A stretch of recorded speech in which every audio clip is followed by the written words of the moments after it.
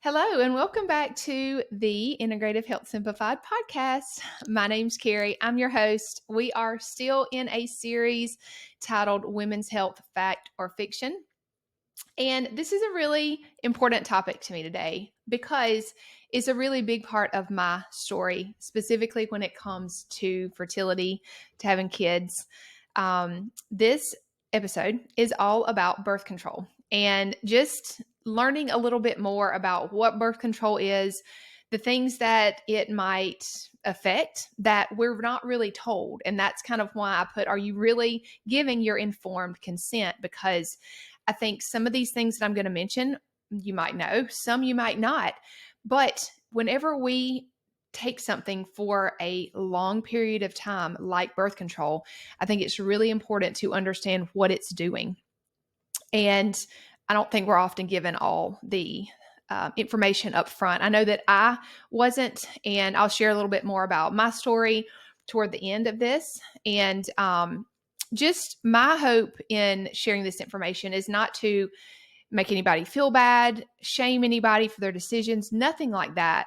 You are free to make your own decisions. However, I do want you to be informed. And so that's really what the purpose of this episode is for. So let's start off with, what is birth control and why is it typically prescribed? So first off, we know that hormones, as women, we know that hormones, like, they run the show a lot of times.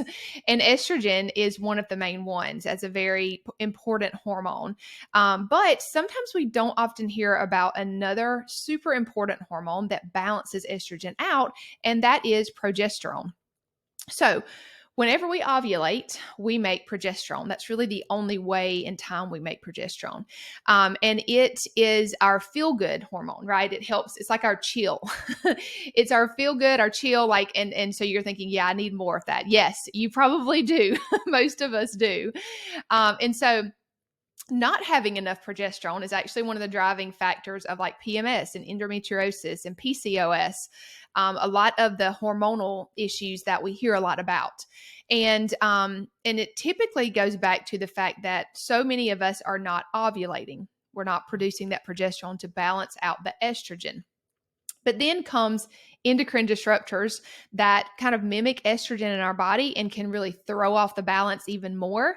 And so you can see how when we already don't have enough progesterone, and then we also have the endocrine disruptors that are mimicking estrogen and making that level higher, you can see how it gets really, really out of whack. And oftentimes that is one of the root issues of PMS, endometriosis, those types of things.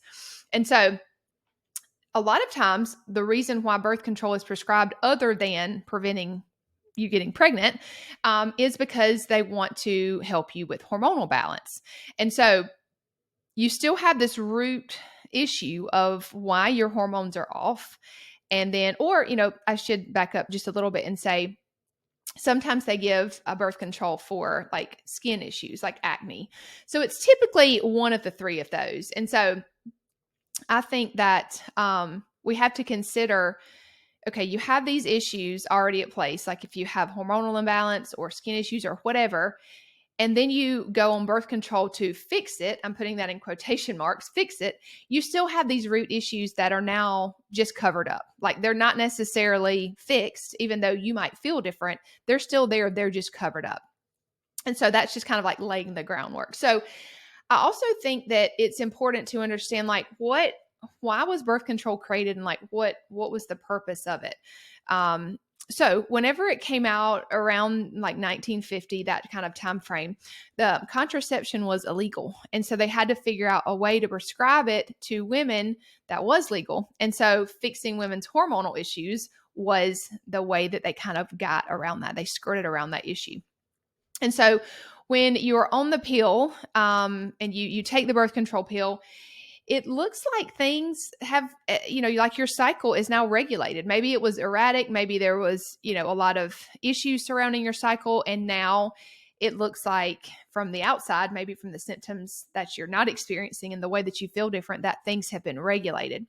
But you have to also remember that all birth control is our synthetic hormones, a mixture. There's so many different types of birth control that have different mixtures of different synthetic hormones, but that's what it is. And so whenever you take this influx of synthetic hormones, the natural cycle of hormones ceases, because now you have this influx of synthetic hormones. So your body's like, okay, I don't necessarily need to produce any of my own, which stops you from ovulating altogether. So that's obviously one of the reasons why people take birth control, is because they don't want to ovulate, because they think that obviously if they don't ovulate, they're not going to get pregnant, which is true. But there are definitely other ways that you can, if you're ovulating, not get pregnant. But that's maybe another episode topic. However, sometimes people think that's their only option if they don't want to get pregnant right now, is to take birth control. But that's typically that's what it does. It's synthetic hormones, and it ceases the natural cycle of your hormones. And it just stops you from ovulating altogether, which then, of course, you're not necessarily getting that benefit of the natural progesterone, which is the chill, that really comforting hormone that you would typically get if you ovulate. You're not getting that anymore. And so some people don't really realize all that's going on, because you're still getting this regular, like you're getting the 28-day cycle, 3 weeks of non-bleeding, 1 week of bleeding, and then you start all the way over. So people think they're still having, a regular, I'm putting that in quotation marks, a regular cycle. But what's really happening is you're getting you had all these synthetic hormones, and then when you stop taking them after week 3, you're getting a sudden drop in those. And that just induces a uterine shedding, your uterine lining shedding, which is a bleed. And so it's kind of like a false bleed. It's not necessarily a regular cycle. It just seems like that because that's the way it was designed. And so that's kind of what all is going on underneath the surface that you might not realize when you are taking birth control. And so let's talk a little bit about some of the things that it affects. So number one, it affects your minerals severely. It definitely creates mineral deficiencies. The main ones, I would say, are B vitamins, zinc and selenium, vitamin C, and vitamin E. And as you heard me talk about on previous episodes, or if you follow me for a while, like, minerals are super important in like a much bigger picture. I know you can zoom into different areas of the health and see how minerals affect those areas. However, overall, like from just daily processes that we need, that those are the ways that our body has energy and has what it needs. It's kind of like fuel for those enzymatic processes. And so this can throw off a ton of different things, having these mineral deficiencies. And so that is one key thing that birth control affects.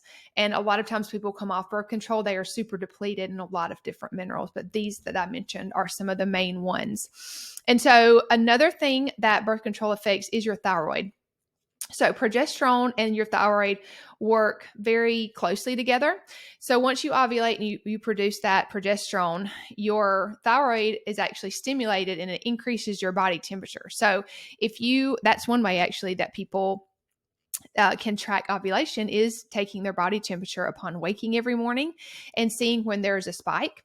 And so it's really crazy how all of this works together. But if you think about knowing that information, and then the fact that whenever you don't have that progesterone, your thyroid isn't stimulated, a lot of times people can develop hypothyroidism, which is an underactive thyroid over time because of this. And so your thyroid and the suppression of it is definitely something that can happen when you are on birth control. Another thing is it can affect, your immune system, or it can exacerbate autoimmune issues. And so progesterone is super important for like anti-inflammatory things and processes in your body. And so if you aren't making your own progesterone, or estrogen for that matter, this can kind of almost like push you over the edge if you already have some of these issues brewing, or if it maybe runs in your family, there might be a genetic component to that. So that does play a part. Birth control does play a part in the autoimmune issue realm. And so I think that's important to just have this knowledge of, if you are taking this, or if you're considering taking birth control, like, these are the things that you need to be thinking about are actually going on in your body.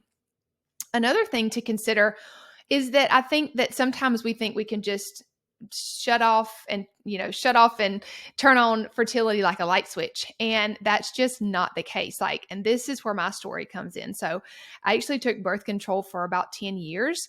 And, then of course I stopped taking it, and me and my husband wanted to start a family, and I just thought it was going to happen like I just said, a light switch, I just stopped taking it one month and then I'm pregnant the next, and that did not happen.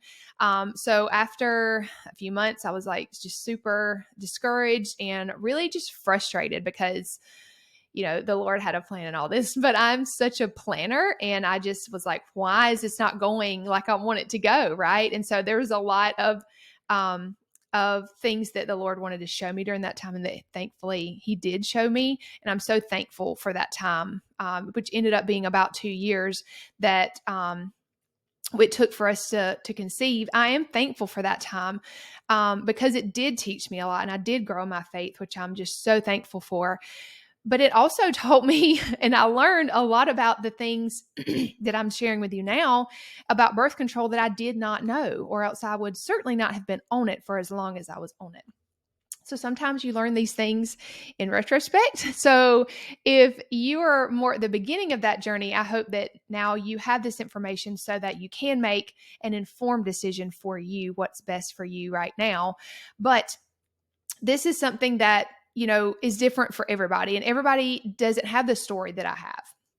But it is certainly something that is very common to have a period of adjustment after you get off birth control, before you can conceive. I mean, some people go back to having regular cycles and some people don't. So it's just, it is very individualized. However, I think sometimes we really think that it is like a light switch, but that's not how our body works. And just like I talked about in previous episodes, our bodies, as women's bodies, are always looking to feel in abundance and feel cared for and taken care of. And so this is one way that can throw that off, and our body doesn't feel in balance, and we do feel like it, and it can make it feel like it's in a depleted state, which definitely can affect fertility, and it can affect all the things that I've mentioned, thyroid and autoimmunity and all those things. And so I think this is just hopefully enlightening and something just to consider for yourself, or maybe maybe you have a teenage daughter or a young adult daughter that is considering birth control for whatever reason. I just think these things are important to know, and I wish that the little pamphlet that came with medications talked more about this. But that's a different agenda that pharmaceutical companies have. And so I just think it's important for us to have this information and be informed when we do make these decisions. And so one last thing is, if you do struggle with depression and or anxiety, hormonal birth control has actually scientifically been tied to that. So that's just something else to consider. If you do struggle with those things, that hormonal birth control might not be the best choice for you. And it can really be a lot harder to come off of birth control. And you might have, some of those symptoms show up, when you are coming off of something like this, because there is such a big hormonal shift that happens. So again, these are things to consider.